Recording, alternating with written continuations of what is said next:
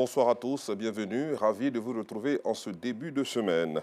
Un mot d'ordre de grève a été lancé par des enseignants le jeudi dernier pour une prime d'incitation trimestrielle, une situation qui a perturbé les cours dans certaines écoles la semaine passée. Si les enseignants continuent d'observer le mot d'ordre d'arrêt de travail lancé par leur syndicat ce lundi, d'autres par contre sont à leur poste, même s'ils préfèrent rester hors caméra pour leur sécurité. Le constat de Assita Diarra, Kader Bachil et Issa Dambélé vous sera proposé à 19h30.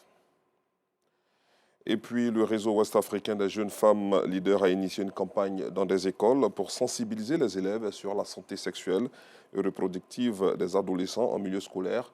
Un projet qui vise à lutter contre les grossesses en milieu scolaire. Le compte-rendu de Assita Diarra et Kader Bachil à 19h30. Parlons santé à présent. Ce lundi marque la journée mondiale de la santé, célébrée chaque 7 avril. Elle est l'occasion de se pencher sur des problèmes importants de santé publique. Cette année, le thème est une bonne santé à la naissance pour un avenir plein d'espoir. Mais quelle est donc l'importance de cette journée pour les citoyens du monde? Réponse à cette question tout à l'heure dans la grande édition avec Bienvenue Kwao. Direction la région du Béquet pour parler développement. Le conseil régional a tenu sa première réunion ordinaire au titre de l'année 2025 à Béomi, commune de la région.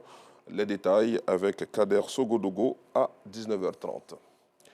À l'international, le Mali et l'Algérie au bord de la rupture diplomatique. La tension s'aggrave entre les deux pays après la destruction d'un drone malien par Alger. Le gouvernement algérien parle de violations répétées de son espace aérien et dénonce des accusations fallacieuses visant à masquer l'échec de la transition malienne.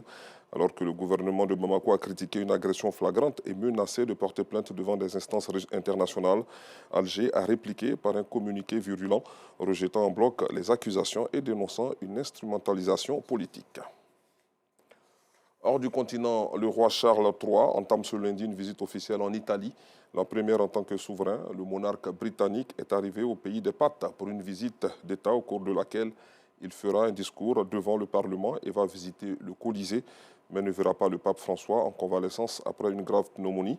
Ce voyage de 4 jours a été maintenu malgré le bref passage à l'hôpital de Charles III le 27 mars dernier, après qu'il eut ressenti des effets secondaires de son traitement contre le cancer. Je vous retrouve à 19h30.